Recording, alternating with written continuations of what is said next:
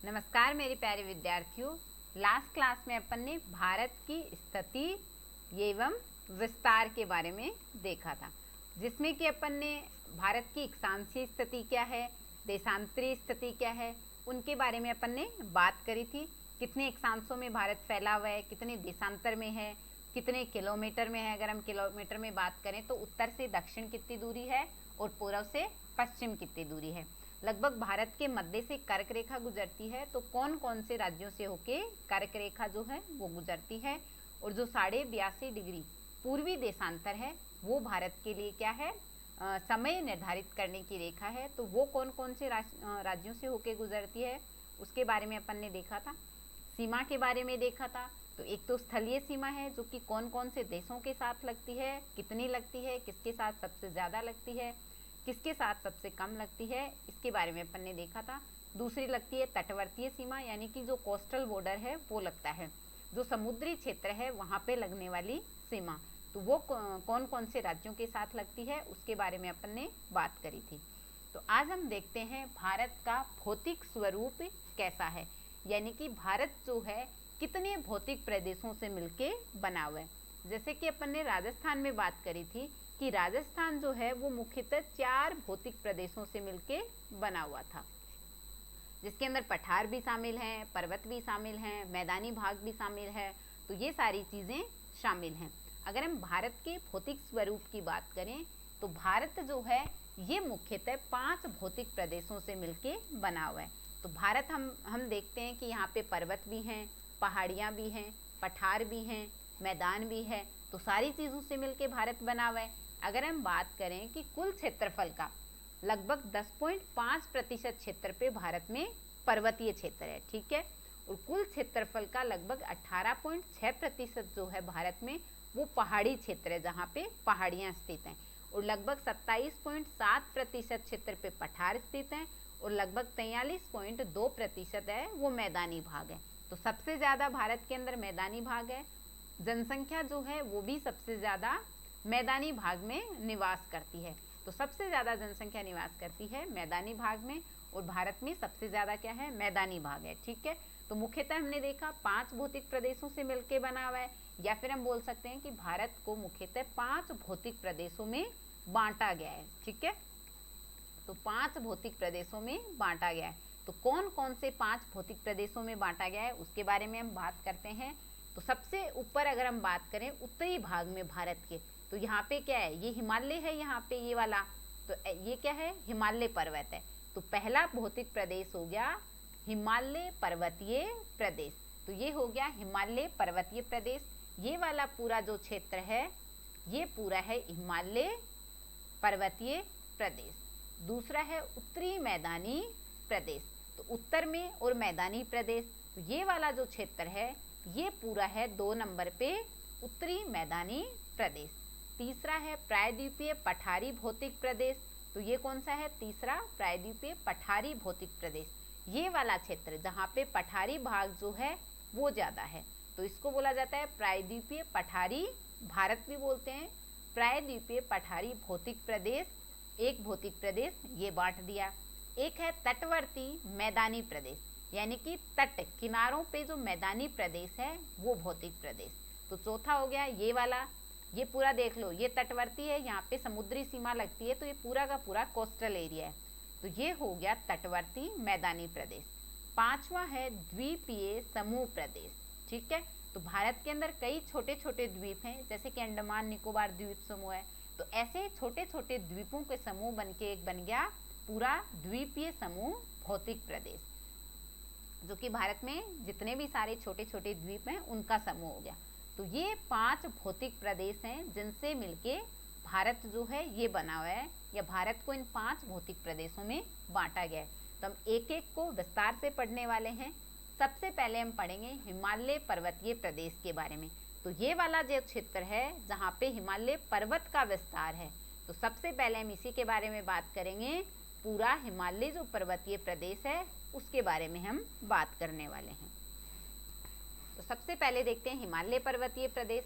हिमालय पर्वतीय प्रदेश है, इसका निर्माण हुआ है हिमालय पर्वत से, क्योंकि यहाँ पे क्या है, हिमालय पर्वत स्थित है, तो इसलिए इसको हिमालय पर्वतीय प्रदेश बोल दिया। अगर हम हिमालय पर्वत की बात करें, इसका निर्माण काल क्या है? अगर हम हिमालय पर्वत के निर्माण काल की बात करें तो हिमालय पर्वत का निर्माण हुआ था टर्सरी काल में। कौन से काल में? टर्सरी काल में हिमालय पर्वत का निर्माण हुआ था। ठीक है, तो पूछा जाता है, कई बार प्रश्न पूछा जाता है। तो ये जो पर्वत है हिमालय पर्वत, ये नया बना हुआ पर्वत है। तो कैसा है? नवीन और क्या है? वलित पर्वत। तो वलित का मतलब क्या होता है? वलित का मतलब होता है फोल्डेड, यानी कि मुड़ा हुआ, यानी कि मुड़ा हुआ होना। तो हिमालय पर्वत कैसा है? मुड़ा हुआ है, यानी कि फोल्डेड है, तो उसको हम क्या बोलेंगे? वलित पर्वत बोलेंगे। तो सीधा सीधा प्रश्न पूछा जाता है कई बार कि हिमालय पर्वत किसका उदाहरण है? तो नवीन वलित पर्वत, यानी कि नया बना हुआ और फोल्डेड माउंटेन है। ठीक है, तो कैसा है हिमालय पर्वत? न्यू फोल्डेड माउंटेन, या फिर हम बोल सकते हैं कि नवीन वलित पर्वतीय प्रदेश है। ठीक है, तो ये पूछा जाता है, ध्यान रखना है, नया बना हुआ और वलित यानी कि फोल्डेड। कैसा है? फोल्डेड माउंटेन एरिया है। ठीक है, निर्माण की हम बात कर रहे थे, तो हिमालय पर्वत का निर्माण हुआ है टर्सरी काल में, और हिमालय पर्वत से निर्माण हुआ है हिमालय पर्वतीय प्रदेश का। ठीक है, तो कोई भी पर्वत है, पर्वतों का निर्माण कैसे होता है? पृथ्वी के गर्भ के अंदर, यानी भूगर्भिक पृथ्वी के अंदर प्लेटें होती हैं। तो बड़ी बड़ी प्लेटें होती हैं, तो जो भी आंतरिक गतिविधि होती है उससे वो जो प्लेटें हैं वो खिसकती हैं, आपस में टकराएंगी, खिसकेंगी। या तो प्लेटें क्या करती हैं? एक दूसरे से दूर जाती हैं, या फिर क्या करती हैं? प्लेटें एक दूसरे की तरफ आती हैं। जब वो एक दूसरे की तरफ आएंगी तो एक प्लेट दूसरी प्लेट के नीचे धंस जाती है, जिससे क्या होगा? हलचल होगी। उससे क्या होगा? ऊपर पर्वत पठार इनका निर्माण होगा। ठीक है, तो इससे पर्वत या फिर पठारों का निर्माण होता है, जब प्लेट एक दूसरे के नीचे धंस जाती है, टकराती है, नीचे धंस जाती है। ठीक है, तो अगर हम हिमालय पर्वत के निर्माण की बात करें तो इसका निर्माण कैसे हुआ है? कौन कौन सी प्लेटों के अभिसरण से, यानी कि आपस में ऐसे टकराना, एक दूसरे की तरफ आना, क्या कहलाता है? अभिसरण कहलाता है। तो इंडो ऑस्ट्रेलियन प्लेट और जो यूरेशियन प्लेट है उसके अभिसरण से हिमालय पर्वत का निर्माण हुआ है। तो ये भी सीधा सीधा प्रश्न पूछा जा सकता है कि कौन सी प्लेटों के अभिसरण से हिमालय पर्वत का निर्माण हुआ है। तो आपको ध्यान रखना है, इंडो ऑस्ट्रेलियन, देखो इंडिया और ऑस्ट्रेलिया दोनों के नीचे जो प्लेट है वो हो गई इंडो ऑस्ट्रेलियन प्लेट। यूरेशियन में यूरोप और एशिया के नीचे जो प्लेट है वो हो गई यूरेशियन प्लेट। तो इंडो ऑस्ट्रेलियन प्लेट और यूरेशियन प्लेट के अभिसरण से पर्वत का निर्माण हुआ है। कौन से पर्वत का? हिमालय पर्वत का। तो पर्वतों का निर्माण होता है प्लेटों के अभिसरण से। ठीक है, तो जो हिमालय पर्वतीय प्रदेश है इसको भी 3 भागों में बांटा गया है। एक है ट्रांस हिमालय, दूसरा है मुख्य हिमालय और तीसरा है पूर्वांचल हिमालय। तो ट्रांस हिमालय के बारे में हम देखते हैं। सबसे पहले ट्रांस हिमालय। ट्रांस हिमालय में 3 पर्वत श्रेणियां हैं मुख्य मुख्य। कौन कौन सी हैं? एक है काराकोरम पर्वत श्रेणी, एक है लद्दाख पर्वत श्रेणी और एक है जास्कर पर्वत श्रेणी। तो ये 3 मुख्य पर्वत श्रेणियां हैं ट्रांस हिमालय के अंदर। ठीक है, दूसरा है मुख्य हिमालय। तो जो हमारा हिमालय पर्वतीय प्रदेश है उसका दूसरा मुख्य भाग है मुख्य हिमालय। इसके अंदर भी 3 पर्वत श्रेणियां हैं। एक है वृद्ध हिमालय, एक है मध्य हिमालय और एक है शिवालिक हिमालय। कौन सा है तीसरा? शिवालिक हिमालय पर्वत श्रेणी। तो 3 पर्वत श्रेणियां हैं ट्रांस हिमालय के अंदर, काराकोरम, लद्दाख और जास्कर पर्वत श्रेणियां, और 3 पर्वत श्रेणियां हैं मुख्य हिमालय में, वृद्ध हिमालय, मध्य हिमालय और शिवालिक हिमालय। ठीक है, तो ट्रांस हिमालय कौन सा वाला भाग है? जो एकदम उत्तर वाला भाग है, भारत का जो एकदम उत्तर वाला भाग है, यानी कि इधर जम्मू कश्मीर वाला भाग, तिब्बत वाला जो भाग है, ये कहलाता है ट्रांस हिमालय। उसके नीचे थोड़ा ये है मुख्य हिमालय, और इधर पूर्वी साइड में जो है ये पूरा का पूरा आता है मुख्य हिमालय में, और इधर पूर्व में आता है पूर्वांचल हिमालय। तो बिल्कुल पूर्वी भाग आ गया पूर्वांचल, सबसे उत्तरी भाग आ गया ट्रांस हिमालय, और ये नीचे वाला पूरा का पूरा यहाँ तक ये आ गया मुख्य हिमालय। तो मैप में अच्छे से देख लेते हैं इसको। तो ये देखो, ये पूरा का पूरा क्षेत्र है ट्रांस हिमालय का। इसकी 3 प्रमुख पर्वत श्रेणियां हो गई। ये पूरा का पूरा जो क्षेत्र है ये हो गया मुख्य हिमालय का। इसकी भी 3 पर्वत श्रेणियां हैं, वृद्ध या फिर इसको ग्रेट हिमालय भी बोला जाता है, मध्य हिमालय और शिवालिक हिमालय। और ये वाला जो क्षेत्र है ये आ गया पूर्वांचल हिमालय। तो इनको एक एक को हम विस्तार से देखते हैं। तो सबसे पहले हम बात करते हैं ट्रांस हिमालय की। अगर हम इसके विस्तार की बात करें, हमने देखा था सबसे उत्तर में, तो भारत के सबसे उत्तर में कौन सा हिमालय है? ट्रांस हिमालय, यानी कि हिमालय का ही एक भाग है, उसको ही नाम दे रखा है ट्रांस हिमालय। इसका विस्तार है जम्मू कश्मीर में, लद्दाख में और तिब्बत में। इसके अंदर हमने देखा 3 प्रमुख पर्वत श्रेणियां हैं। कौन कौन सी हैं? कराकोरम। अगर हम कराकोरम पर्वत श्रेणी की बात करें तो इसकी सबसे ऊंची चोटी कौन सी है? गॉडविन ऑस्टिन जो है, जिसको कि केटू चोटी भी बोला जाता है, ये है कराकोरम पर्वत श्रेणी की सबसे ऊंची चोटी। और ये जो चोटी है ये भारत की भी सबसे ऊंची चोटी है, तो इसलिए हमारे लिए क्या हो जाती है? महत्वपूर्ण हो जाती है। तो भारत की सबसे ऊंची चोटी अगर आपसे पूछी जाए तो वो कौन सी है? गॉडविन ऑस्टिन या फिर केटू चोटी, जो कि कराकोरम पर्वत श्रेणी में स्थित है। ठीक है, तो इस पर्वत श्रेणी की भी सबसे ऊंची चोटी है और भारत की सबसे ऊंची चोटी है, और विश्व की दूसरी सबसे ऊंची चोटी है गॉडविन ऑस्टिन। तो ये आपको ध्यान रखना है। भारत की सबसे ऊंची चोटी कौन सी है? Godwin Austen.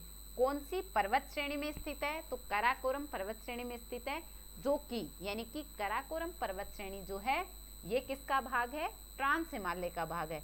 और ट्रांस हिमालय जो है वो हिमालय पर्वतीय प्रदेश का भाग है। ठीक है, इसके अंदर बहुत सारे हिमनद भी पाए जाते हैं, यानी कि ग्लेशियर, या जिनको हम क्या बोलते हैं? हिमनद या फिर ग्लेशियर बोलते हैं। तो कौन कौन से मुख्य ग्लेशियर हैं यहाँ पे? एक है सियाचिन ग्लेशियर। ये जो ग्लेशियर है यहाँ से नदियों का उद्गम होता है। तो सियाचिन ग्लेशियर से भी एक नदी का उद्गम होता है। कौन सी नदी का? नुब्रा नदी का उद्गम होता है सियाचिन ग्लेशियर से। नुब्रा नदी जो है ये सिंधु नदी की सहायक नदी है। तो कौन सी नदी की? सिंधु नदी की सहायक नदी है नुब्रा नदी, और नुब्रा नदी का उद्गम होता है सियाचिन ग्लेशियर से। सियाचिन ग्लेशियर जो है ये कराकोरम पर्वत श्रेणी में स्थित एक ग्लेशियर है। और कौन कौन से ग्लेशियर हैं यहाँ पे? बियाफो ग्लेशियर है, बतूरा हिमनदिया ग्लेशियर है, बाल तोरो ग्लेशियर है और हिस्पर ग्लेशियर है। तो सीधा सीधा कई बार आपसे ग्लेशियर या हिमनद का नाम दे के पूछा जा सकता है कि कौन सी पर्वत श्रेणी में स्थित है, तो ये आपको ध्यान रखना है। दूसरी है लद्दाख पर्वत श्रेणी। ये जो लद्दाख पर्वत श्रेणी है इसको तिब्बत में कैलाश पर्वत के नाम से जाना जाता है। तो ये भी महत्वपूर्ण है, आपको ध्यान रखना है। कैलाश पर्वत को किस नाम से जाना जा सकता है, यानी कौन सी पर्वत श्रेणी को कैलाश पर्वत के नाम से जाना जाता है? तो लद्दाख जो श्रेणी है जो कि हिमालय पर्वतीय प्रदेश का भाग है, इसी को तिब्बत में बोला जाता है कैलाश पर्वत। तो कौन सी पर्वत श्रेणी को बोला जाता है ये हमें ध्यान रखना है। लद्दाख पर्वत श्रेणी को तिब्बत में कैलाश पर्वत के नाम से जाना जाता है। इस पर्वत श्रेणी की सबसे ऊंची चोटी कौन सी है? तो रका पोसी जो है ये लद्दाख पर्वत श्रेणी की सबसे ऊंची चोटी है, यानी कि हाईएस्ट पीक है। पीक यानी चोटी, तो हाईएस्ट पीक लद्दाख पर्वत श्रेणी की कौन सी है? रका पोसी।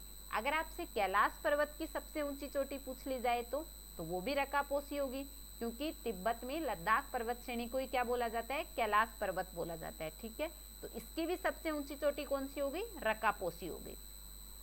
अभी तक हमने 2 पर्वत श्रेणियां देखी हैं, कराकोरम और लद्दाख। ये जो दोनों पर्वत श्रेणियां हैं, कराकोरम और लद्दाख पर्वत श्रेणी, इन दोनों के बीच में एक लद्दाख का पठार स्थित है। कौन सा पठार है? लद्दाख का पठार। तो आप ध्यान रख सकते हैं, कराकोरम पर्वत श्रेणी और लद्दाख पर्वत श्रेणियों के बीच में स्थित है लद्दाख का पठार, जो कि भारत का सबसे ऊंचा पठार है। तो ये इसलिए हमारे लिए क्या हो जाता है? इम्पोर्टेंट हो जाता है, क्योंकि एक तो भारत का सबसे ऊंचा पठार है, कौन सा है? लद्दाख का पठार है, जो कि कराकोरम पर्वत श्रेणी और लद्दाख पर्वत श्रेणी के बीच में स्थित है। ठीक है, तो ये हमने ट्रांस हिमालय की 2 प्रमुख पर्वत श्रेणियों के बारे में देखा। तीसरी है जास्कर श्रेणी। तो हमने कराकोरम और लद्दाख के बीच में देखा कि लद्दाख का जो पठार है वो स्थित है। लद्दाख और जास्कर की अगर हम बात करें तो इन दोनों के बीच में स्थित है सिंधु नदी घाटी स्थित है। तो आप ऐसे ध्यान रख सकते हैं, कराकोरम लद्दाख के बीच में लद्दाख पठार है, लद्दाख और जास्कर के बीच में है सिंधु नदी घाटी, ये स्थित है। तो ये हमने ट्रांस हिमालय के बारे में जो भी मुख्य बातें थी उनके बारे में देख लिया। हिमालय का दूसरा मुख्य भाग कौन सा है, तो वो है मुख्य हिमालय। जो भी हिमालय पर्वतीय प्रदेश हम देख रहे हैं तो उसको 3 भागों में बांटा था, ट्रांस हिमालय, मुख्य हिमालय और पूर्वांचल में। ठीक है, तो जिसमें हमने ट्रांस हिमालय के बारे में देख लिया। अब हम देखते हैं मुख्य हिमालय के बारे में। अगर हम मुख्य हिमालय की बात करें तो इसका विस्तार कहाँ तक है, सिंधु नदी घाटी से लेके ब्रह्मपुत्र नदी घाटी तक इसका विस्तार है। अभी हमने देखा था सिंधु नदी घाटी कहाँ पे स्थित है, कहाँ पे स्थित थी, लद्दाख पर्वत श्रेणी और जास्कर पर्वत श्रेणी के बीच में स्थित है सिंधु नदी घाटी। तो वहां से लेके ब्रह्मपुत्र नदी घाटी तक विस्तार है मुख्य हिमालय का, और ब्रह्मपुत्र नदी घाटी के बाद में किसका विस्तार है, पूर्वांचल का। ये जो पूर्वांचल हिमाचल जो हिमालय पर्वतीय प्रदेश है उसका विस्तार है। ठीक है, तो सिंधु नदी घाटी से लेके ब्रह्मपुत्र नदी घाटी के बीच में विस्तार है मुख्य हिमालय का। इसमें भी 3 प्रमुख पर्वत श्रेणियां स्थित हैं। कौन कौन सी हैं, वृद्ध हिमालय, या फिर इसको बोला जाता है ग्रेट हिमालय, इसको बोला जाता है ग्रेट हिमालय, और दूसरा है मध्य हिमालय और शिवालिक हिमालय। तो आपको मुख्य हिमालय और मध्य हिमालय में कंफ्यूज नहीं होना। मध्य हिमालय जो है ये मुख्य हिमालय में स्थित एक पर्वत श्रेणी है। तो क्या है, मुख्य हिमालय में स्थित एक पर्वत श्रेणी है मध्य हिमालय। तो हिमालय को जो मुख्य भागों में बांटा गया है 3 प्रमुख भागों में, उसमें स्थित है ट्रांस हिमालय, मुख्य हिमालय और पूर्वांचल है। और मुख्य हिमालय की एक प्रमुख पर्वत श्रेणी है मध्य हिमालय। ठीक है, तो एक एक पर्वत श्रेणी को हम देखते हैं विस्तार से। सबसे पहले बात करते हैं वृद्ध हिमालय की। तो वृद्ध हिमालय या फिर ग्रेट हिमालय पर्वत श्रेणी, यहाँ पे भी बहुत सारे हिमनद पाए जाते हैं, इसलिए इसको, यानी बहुत सारे यहाँ पे ग्लेशियर स्थित हैं, इसलिए इसको हिमाद्री के नाम से भी जाना जाता है। तो ये जो पर्वत श्रेणी है ग्रेट हिमालय पर्वत श्रेणी, इसको हिमाद्री के नाम से भी जाना जाता है। अगर हम इसके विस्तार की बात करें तो विस्तार कहाँ से लेके कहाँ तक है, नंगा पर्वत से लेके नामचा बरवा पर्वत के बीच में इसका विस्तार है। ये जो पर्वत श्रेणी है, देखो एक तो नाम में ही ग्रेट लगा हुआ है, तो ये क्या है, ग्रेट है, विश्व की सबसे ऊंची पर्वत श्रेणी है। तो अगर आपसे पूछा जाए कि विश्व की सबसे ऊंची पर्वत श्रेणी कौन सी है, तो वो है ग्रेट हिमालय पर्वत श्रेणी, जो कि मुख्य हिमालय का भाग है। इसकी औसत ऊंचाई कितनी है, तो 6100 मीटर, यानी 6100 मीटर इसकी औसत ऊंचाई है, जो कि विश्व की सबसे ऊंची पर्वत श्रेणी है। ठीक है, जब ये विश्व की सबसे ऊंची पर्वत श्रेणी है तो विश्व की सबसे ऊंची चोटी जो है माउंट एवरेस्ट, वो भी इसी पर्वत श्रेणी में स्थित है। तो ये भी आपको ध्यान रखना है, विश्व की सबसे ऊंची चोटी माउंट एवरेस्ट जो है वो कौन सी पर्वत श्रेणी में स्थित है, तो ये स्थित है ग्रेट हिमालय पर्वत श्रेणी, या फिर इसको हम बोलते हैं वृद्ध हिमालय पर्वत श्रेणी में। यहाँ हमने देखा कि यहाँ पे बहुत सारे हिमनद स्थित हैं। तो कौन कौन से हिमनद हैं, गंगोत्री, यमुनोत्री, सतोपंत, पंडारी, मिलान। तो ये सारे हिमनद यहाँ पे स्थित हैं। हिमनदों से नदियों का उद्गम होता है। यहाँ पे वृद्ध हिमालय में कई दर्रे भी हैं। तो पर्वतों के बीच में गहरा और सकरा रास्ता क्या कहलाता है, दर्रा कहलाता है। यहाँ पे स्थानीय भाषा में दर्रे को क्या बोला जाता है, ला बोला जाता है। तो ला किसको बोला जाता है, दर्रे को ही बोला जाता है। तो आपसे ला भी पूछा जा सकता है या फिर दर्रा भी पूछा जा सकता है। देखो इनके नाम के पीछे लगभग के क्या रहता है, ला लगा हुआ रहता है। जोजिला, बुर्जिला, बारालच्छा हो गया, शिपकिला, तो जलिपला, बॉमडिला, नाथुला, तो लगभग के पीछे क्या लगा हुआ है, ला लगा हुआ है। तो ला किसको बोलते हैं, दर्रे को ही ला बोला जाता है वहाँ पे स्थानीय भाषा में। तो कौन कौन से प्रमुख दर्रे हैं जो कि ग्रेट हिमालय पर्वत श्रेणी में स्थित हैं, तो एक तो है बुर्जिला दर्रा, एक है जोजिला दर्रा, बारालच्छा दर्रा, शिपकिला दर्रा, माना दर्रा, नीति दर्रा, लिपुलेख दर्रा, नाथुला दर्रा, जलिपला दर्रा और बॉमडिला दर्रा। तो ये प्रमुख दर्रे हैं जो कि वृद्ध हिमालय या फिर ग्रेट हिमालय पर्वत श्रेणी में स्थित हैं। मुख्य हिमालय की जो दूसरी पर्वत श्रेणी है वो है मध्य हिमालय। तो मध्य हिमालय को वहाँ पे जहाँ पे इसका विस्तार है वहाँ पे स्थानीय भाषा में इसको अलग अलग नामों से जाना जाता है। तो कौन कौन से नामों से इसको जाना जाता है, तो मध्य हिमालय का विस्तार जम्मू कश्मीर में है, हिमाचल प्रदेश में है, उत्तराखंड में है, नेपाल में है, सिक्किम में है, भूटान में। हमने देखा था मैप में सबसे ज़्यादा विस्तार किसका है, मुख्य हिमालय का, और मुख्य हिमालय में भी मध्य हिमालय का विस्तार सबसे ज़्यादा है। जम्मू कश्मीर में इसको किस नाम से जाना जाता है, मध्य हिमालय को? तो जम्मू कश्मीर में मध्य हिमालय को बोला जाता है पीर पंजाल के नाम से। हिमाचल प्रदेश में मध्य हिमालय को बोला जाता है धौलाधर के नाम से। उत्तराखंड में मध्य हिमालय को जाना जाता है मसूरी या फिर नाग टिब्बा के नाम से। और नेपाल में इसको जाना जाता है महाभारत के नाम से। सिक्किम में इसको जाना जाता है डोकिया के नाम से। और भूटान में इसको जाना जाता है ब्लैक पर्वत के नाम से।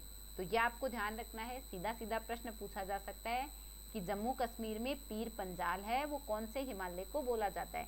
तो मध्य हिमालय को ही जम्मू कश्मीर में किस नाम से जाना जाता है? पीर पंजाल के नाम से जाना जाता है।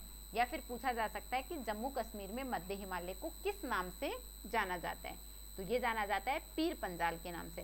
तो इसमें से जो पीर पंजाल और धौलाधर है और ब्लैक पर्वत, यहाँ से प्रश्न ज्यादा बनते हैं, तो ये आपको ध्यान रखना है। यहाँ पे जम्मू कश्मीर वाला जो क्षेत्र है, यहाँ पे हिमालय पर्वतीय प्रदेश में जो घास के मैदान पाए जाते हैं इनको बोला जाता है मर्ग। तो ये भी कई बार पूछा जाता है कि मर्ग क्या है? तो है तो ये घास के मैदान है। क्या है ये है घास के मैदान। लेकिन कौन से क्षेत्र में पाए जाने वाले घास के मैदान हैं? तो जम्मू एंड कश्मीर, जम्मू कश्मीर में पाए जाने वाले घास के मैदान जो कि पर्वतीय क्षेत्रों में पाए जाते हैं, उन्हीं को क्या बोला जाता है? मर्ग बोला जाता है। और यहाँ पे उत्तराखंड के अंदर जो घास के मैदान पाए जाते हैं पर्वतीय प्रदेश में, इनको बोला जाता है बुग्याल और प्याला। तो ये भी आपसे पूछा जा सकता है कि बुग्याल और प्याला क्या है? तो बुग्याल और प्याला क्या है? तो ये भी क्या है? ये भी घास के मैदान है। कौन से क्षेत्र में पाए जाने वाले घास के मैदान है? तो ये हैं उत्तराखंड में पाए जाने वाले घास के मैदान, जो कि मुख्यतः पर्वतीय प्रदेशों में पाए जाते हैं। तो ये आपको ध्यान रखना है कि बुग्याल और प्याला और मर्ग क्या है? तो घास के मैदान है। इसमें से मर्ग घास के मैदान जो हैं ये तो मुख्यतः पाए जाते हैं जम्मू कश्मीर में, और बुग्याल और प्याला जो घास के मैदान हैं ये मुख्यतः पाए जाते हैं उत्तराखंड में। तो ये हमारे लिए महत्वपूर्ण हो जाता है, यहाँ से प्रश्न बनने के चांसेस रहते हैं। तो ये आपको ध्यान रखना है। मध्य हिमालय में भी कई दर्रे स्थित हैं। तो हमने देखा कि लगभग हिमालय के सभी भागों में कोई ना कोई दर्रा स्थित है। तो मध्य हिमालय में कौन कौन से दर्रे हैं? एक है पीर पंजाल दर्रा और एक है बनिहाल दर्रा। तो ये मुख्य दर्रे हैं जो कि मध्य हिमालय में स्थित हैं। एक होता है करेवा। तो सीधा सीधा प्रश्न पूछा जाता है कि करेवा क्या है? तो करेवा क्या है? कश्मीर घाटी क्षेत्र में पाए जाने वाले जो हिमनद यानी कि जो ग्लेशियर हैं, जो नदियां हैं, जो झीलें हैं, उनके जो अवसाद होते हैं उन्हीं को क्या बोला जाता है? करेवा बोला जाता है। तो हम सीधा सीधा बोल सकते हैं कि नदी, झील और हिमनदों के अवसादों को क्या बोला जाता है? करेवा। लेकिन कौन से क्षेत्र के अवसादों को, कौन से क्षेत्र की नदी, झील और हिमनद के अवसादों को बोला जाता है?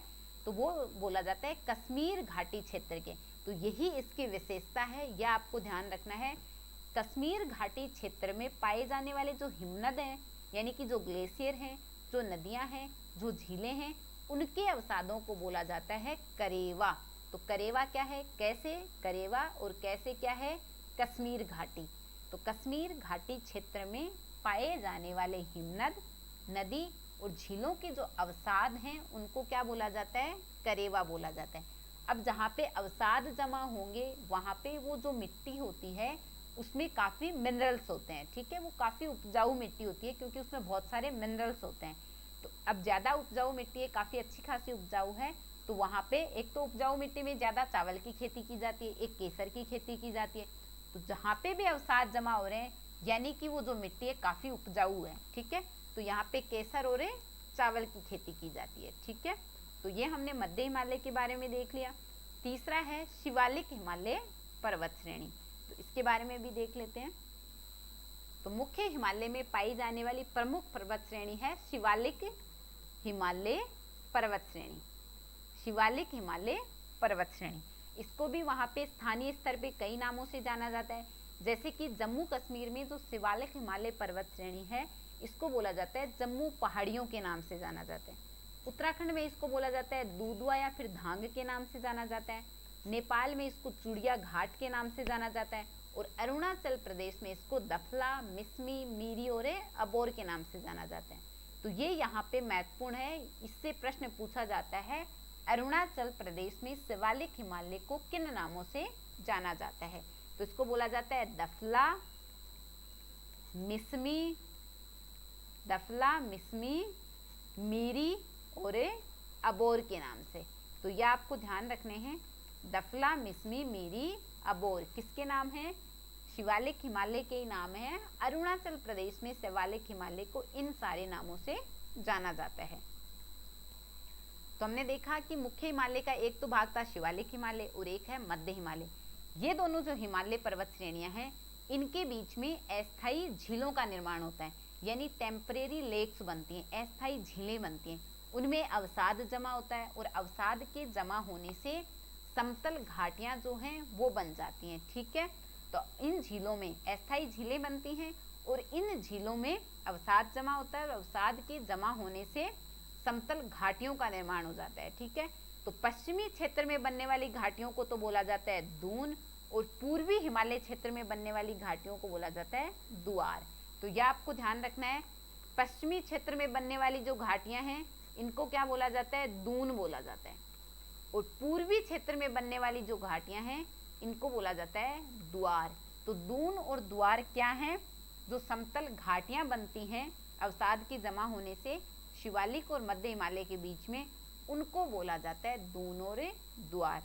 तो अगर आपसे पूछा जाए दून और द्वार क्या है तो आप बता सकते हैं अस्थायी झीलों का निर्माण होता है दो हिमालय पर्वत श्रेणियों के बीच में। कौन कौन सी पर्वत श्रेणियों के बीच में? शिवालिक और मध्य हिमालय जो पर्वत श्रेणी है उनके बीच में अस्थायी झीलों का निर्माण होता है, जिससे कि अवसाद जमा होते हैं और अवसाद के जमा होने से वहाँ पे समतल घाटियों का निर्माण होता है, और वो जो समतल घाटियाँ हैं उन्हीं को दून और द्वार बोला जाता है। पश्चिमी क्षेत्र वाली घाटियों को दून बोलते हैं और पूर्वी क्षेत्र वाली घाटियों को द्वार बोला जाता है।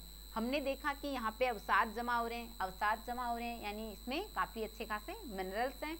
तो ये वाली जो मिट्टी है वो कैसी होगी? उपजाऊ होगी। तो यहाँ पे किसकी खेती की जाती है? चावल की खेती की जाती है। ठीक है, चोस क्या होता है? ये भी सीधा सीधा प्रश्न पूछा जाता है कि चोस क्या है।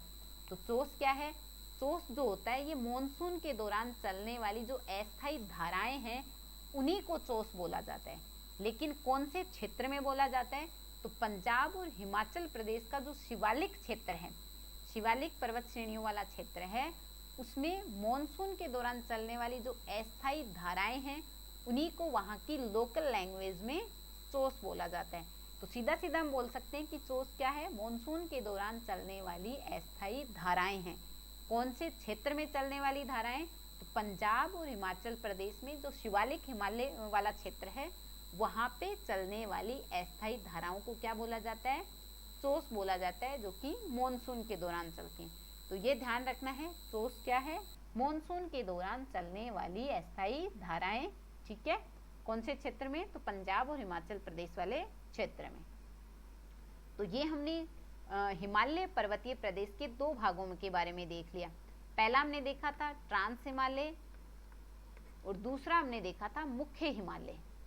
ठीक है, और तीसरा हमारा है पूर्वांचल हिमालय। तो अब हम बात करते हैं पूर्वांचल हिमालय के बारे में। ठीक है, तो चीज़ों को एक एक करके लिंक करके पढ़ा करो, उससे सारी चीज़ें अच्छे से याद रहती हैं, अपन भूलते नहीं हैं। ठीक है, तो अगला हम देखते हैं पूर्वांचल हिमालय। इसका निर्माण कौन सी प्लेटों के अभिसरण से हुआ है? इंडो ऑस्ट्रेलियन प्लेट और बर्मा प्लेट के अभिसरण से पूर्वांचल हिमालय का निर्माण हुआ है।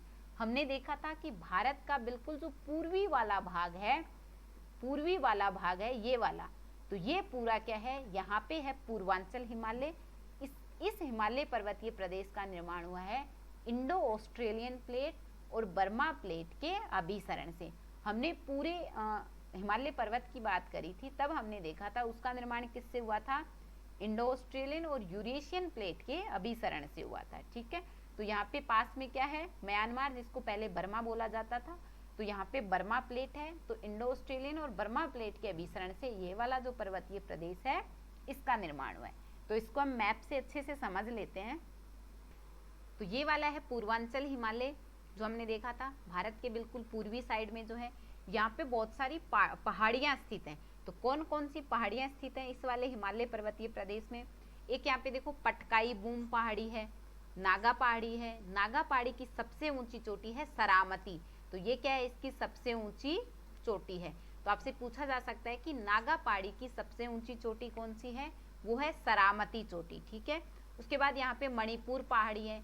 ये जो नागा और मणिपुर पहाड़ियाँ हैं, इन दोनों पहाड़ियों को अलग करती हैं बराइल की पहाड़ियाँ। तो यहाँ पे स्थित है बराइल की पहाड़ियाँ, यहाँ पे स्थित है नागा पहाड़ियाँ, नागालैंड के अंदर, और यहाँ पे मणिपुर में स्थित है मणिपुर पहाड़ियाँ। नागा पहाड़ी और मणिपुर पहाड़ियों को अलग करती हैं बराइल की पहाड़ियाँ।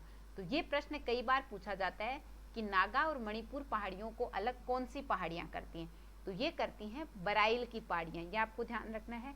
नीचे मिजोरम में है मीजो पहाड़ियाँ, इनको लुसाई पहाड़ियाँ भी बोलते हैं, तो मीजो या फिर लुसाई भी इनको बोला जाता है। इनकी सबसे ऊंची चोटी है ब्लू माउंटेन। ठीक है, तो सबसे ऊंची चोटी कौन सी है इनकी, ब्लू माउंटेन, जिसको कि फांग पुई के नाम से भी जाना जाता है। ठीक है, इधर है लेमा तोल पहाड़ी और इधर त्रिपुरा में है त्रिपुरा पहाड़ी। तो ये प्रमुख पहाड़ियां हैं जो कि पूर्वांचल हिमालय में स्थित हैं। तो इनके बारे में आपको यही चीजें ध्यान रखनी है, कौन कौन सी मुख्य मुख्य पहाड़ियां यहाँ पे पाई जाती हैं। ठीक है, तो ये हमने मुख्यतः जो भी हिमालय पर्वतीय प्रदेश था उसके बारे में अपन ने देख लिया। अब हम देख लेते हैं कि जो हिमालय का प्रादेशिक विभाजन है, यानी कि नदियाँ अलग अलग हिमालय को बांटती हैं अलग अलग भागों में, तो नदियों के हिसाब से कौन कौन से भागों में हिमालय है वो बटा हुआ है। ठीक है, तो उसके बारे में भी हम बात कर लेते हैं। तो अगर हम हिमालय के प्रादेशिक विभाजन की बात करें तो हमने देखा था यहाँ सिंधु नदी है और लास्ट में यहाँ पे कौन सी नदी है, ब्रह्मपुत्र, या फिर जिसको दिहांग नदी बोला जाता है। तो अलग अलग नदियाँ जो हैं वो हिमालय पर्वत को काटती हैं, तो अलग अलग हिस्सों में ऐसे बांटती हैं नदियाँ। सिंधु नदी से लेके सतलज नदी तक का जो क्षेत्र है, जो हिमालय पर्वत वाला क्षेत्र है, इसको बोला जाता है कश्मीर या फिर पंजाब हिमालय। तो सिंधु नदी से लेके सतलज नदी तक बीच वाला जो क्षेत्र है, जो कि लगभग 560 किलोमीटर के क्षेत्र में इसका विस्तार है, इसको बोला जाता है कश्मीर या फिर पंजाब हिमालय, क्योंकि यहाँ पे कश्मीर भी स्थित है और यहाँ पे पंजाब भी स्थित है। तो इस वाले हिमालय क्षेत्र में कश्मीर और पंजाब दोनों आते हैं, तो इसको बोला जाता है कश्मीर और पंजाब हिमालय। ठीक है, सतलज नदी से लेके काली नदी तक, सतलज से लेके काली नदी तक जो हिमालय पर्वतीय क्षेत्र है, इसको बोला जाता है कुमाऊं हिमालय। क्या बोला जाता है, कुमाऊं हिमालय, जिसका विस्तार कितना है, लगभग 320 किलोमीटर के क्षेत्र में इसका विस्तार है। काली नदी से लेके तिस्ता नदी तक जो है, इसको बोला जाता है नेपाल हिमालय। तो इसको क्या बोला जाता है, नेपाल हिमालय। तो ये जो माउंट एवरेस्ट है, जो कि पूरे विश्व की सबसे ऊंची चोटी है, वो कहाँ पे स्थित है, वो भी इसी नेपाल हिमालय वाले क्षेत्र में स्थित है। तो ये भी आपको ध्यान रखना है, और सबसे ज्यादा विस्तार भी इसी क्षेत्र का है। तो नेपाल हिमालय का विस्तार कितना है, लगभग 800 किलोमीटर क्षेत्र में इसका विस्तार है। ठीक है, और जो सबसे ऊंची चोटी है माउंट एवरेस्ट, वो भी यहीं पे स्थित है, और कंचनजंगा चोटी जो है वो भी यहीं पे स्थित है, जो कि भारत में सिक्किम के अंदर है। तो वो चोटी जो है ये भी इसी पर्वतीय क्षेत्र में स्थित है। फिर तिस्ता नदी से लेके अगर हम ब्रह्मपुत्र नदी तक की बात करें, तो ये वाला जो क्षेत्र है ये कहलाता है असम हिमालय के नाम से। तो इसको जाना जाता है असम हिमालय के नाम से। ठीक है, तो इसको बोला जाता है असम हिमालय के नाम से। विस्तार कितना है, लगभग 720 किलोमीटर के क्षेत्र में इसका विस्तार है। तो ये हमने हिमालय का नदियों के हिसाब से, क्योंकि नदियां जो हैं वो काटती हैं हिमालय को, कई भागों में बांटती हैं, तो नदियों के हिसाब से ये हो गया पंजाब और कश्मीर हिमालय, ये हो गया कुमाऊं हिमालय, ये हो गया नेपाल हिमालय, और ये हो गया असम हिमालय, जो कि ब्रह्मपुत्र से लेके तिस्ता, तिस्ता से काली नदी तक नेपाल हो गया, काली नदी से सतलज तक हो गया कुमाऊं हिमालय, और सतलज से लेके सिंधु तक है कश्मीर या फिर पंजाब हिमालय। इनको हम थोड़ा विस्तार से देख लेते हैं एक एक को। तो सबसे पहले हम बात करते हैं कश्मीर या फिर पंजाब हिमालय। हमने इसके विस्तार के बारे में देखा, सिंधु नदी से लेके सतलज नदी तक लगभग 560 किलोमीटर की दूरी में इसका विस्तार है, इस हिमालय पर्वतीय प्रदेश का। कौन कौन सी प्रमुख पर्वत श्रेणियां स्थित हैं इसमें, तो इसमें है जास्कर और पीर पंजाल पर्वत श्रेणियां जो हैं वो इसी पर्वतीय प्रदेश में स्थित हैं। ठीक है, दूसरा है कुमाऊं हिमालय, जो कि सतलज नदी से लेके काली नदी के बीच में लगभग 320 किलोमीटर की दूरी में इसका विस्तार है। कुछ प्रमुख चोटियां भी स्थित है यहाँ पे, नंदा देवी, त्रिशूल चोटी, कामेट चोटी, बद्रीनाथ, केदारनाथ। तो ये कहाँ पे हैं? ये मुख्यतः हैं उत्तराखंड के अंदर। तो कुमाऊं हिमालय का विस्तार जो है ये मुख्यतः उत्तराखंड में है। कुमाऊं हिमालय का विस्तार कहाँ पे है? मुख्यतः उत्तराखंड में है। और यहाँ पे कुछ प्रमुख चोटियां पाई जाती हैं। कौन कौन सी चोटी है? नंदा देवी। कई बार एग्जाम में पूछा जाता है कि नंदा देवी चोटी जो है ये कहाँ पे स्थित है? उत्तराखंड में स्थित है। कौन से वाले हिमालय का भाग है? तो ये है कुमाऊं हिमालय का भाग है। ठीक है। त्रिशूल चोटी, कामेट चोटी, बद्रीनाथ, केदारनाथ, इनके बारे में हम सब जानते हैं। बद्रीनाथ और केदारनाथ चोटियां हैं, उत्तराखंड में स्थित है। ठीक है। यहाँ पे भी कई हिमनद स्थित हैं, गंगोत्री, यमुनोत्री, सतोपंत और पेंडारी। हमने देखा था हिमनदों से नदियों का उद्गम होता है। गंगोत्री से गंगा नदी का उद्गम होता है, यमुनोत्री से यमुना नदी का उद्गम होता है। तो ये जो हिमनद हैं ये कुमाऊं हिमालय में स्थित हैं। तीसरा है नेपाल हिमालय। कहाँ से कहाँ तक है? तो काली नदी से लेके तिस्ता नदी के बीच में लगभग 800 किलोमीटर की दूरी में इस हिमालय पर्वतीय प्रदेश का विस्तार है। इस भाग में हिमालय की जो ऊंचाई है वो सबसे ज्यादा है। और सबसे विश्व की जो सबसे ऊंची चोटी है माउंट एवरेस्ट, वो भी क्या है? इसी भाग में स्थित है। ठीक है। तो माउंट एवरेस्ट और कंचनजंगा जो है वो इसी भाग में स्थित है। चौथा है असम हिमालय। असम हिमालय का विस्तार कहाँ से लेके कहाँ तक है? तो असम हिमालय का विस्तार है तिस्ता नदी से लेके दिहांग, या फिर इसको बोलते हैं ब्रह्मपुत्र नदी। तो ब्रह्मपुत्र नदी को ही बोला जाता है, दिहांग नदी के नाम से इसको जाना जाता है। तो असम हिमालय का विस्तार है तिस्ता नदी से लेके दिहांग या फिर ब्रह्मपुत्र नदी के बीच में लगभग 720 किलोमीटर की दूरी में इसका विस्तार है। तो ये हमने पूरा जो हिमालय पर्वतीय प्रदेश था, जो हिमालय पर्वतीय प्रदेश है जो कि भारत का एक भौतिक प्रदेश है, तो भारत को एक भौतिक प्रदेश में बांटा हुआ है हिमालय पर्वतीय प्रदेश, उसके बारे में अपन ने पूरा विस्तार से चर्चा कर ली। ठीक है। नदियों के हिसाब से भी अपन ने देख लिया इसका प्रादेशिक विभाजन, और वैसे पर्वतों के हिसाब से भी अलग अलग हिमालय पर्वत को अलग अलग नामों से जाना जाता है। ठीक है। तो नेक्स्ट अपना आता है उत्तरी मैदानी प्रदेश। एक भौतिक प्रदेश अपन ने देख लिया हिमालय पर्वतीय प्रदेश, दूसरा अपना था उत्तरी मैदानी प्रदेश, दूसरा है उत्तरी मैदानी भौतिक प्रदेश। तो इसके बारे में अपन देखने वाले हैं नेक्स्ट क्लास में। तो आज की क्लास में हम इतना ही देखेंगे, अगला भौतिक प्रदेश हम नेक्स्ट क्लास में डिस्कस करेंगे। तो अब हमारी क्लासेस वो कंटिन्यू रहेंगी और ये जो सिलेबस है इसका जल्दी से करवा दिया जाएगा। उसके बाद आपकी टेस्ट सीरीज स्टार्ट की जाएगी। तो आप लोग बिल्कुल भी टेंशन ना लें, जो भी पढ़ाया जा रहा है उसको साथ में करते रहें और ज़्यादा से ज़्यादा क्वेश्चंस की प्रैक्टिस करना, उससे हमारी तैयारी जो है वो और अच्छी होती है। ठीक है स्टूडेंट, तो मिलते हैं नेक्स्ट क्लास में। Thank you student.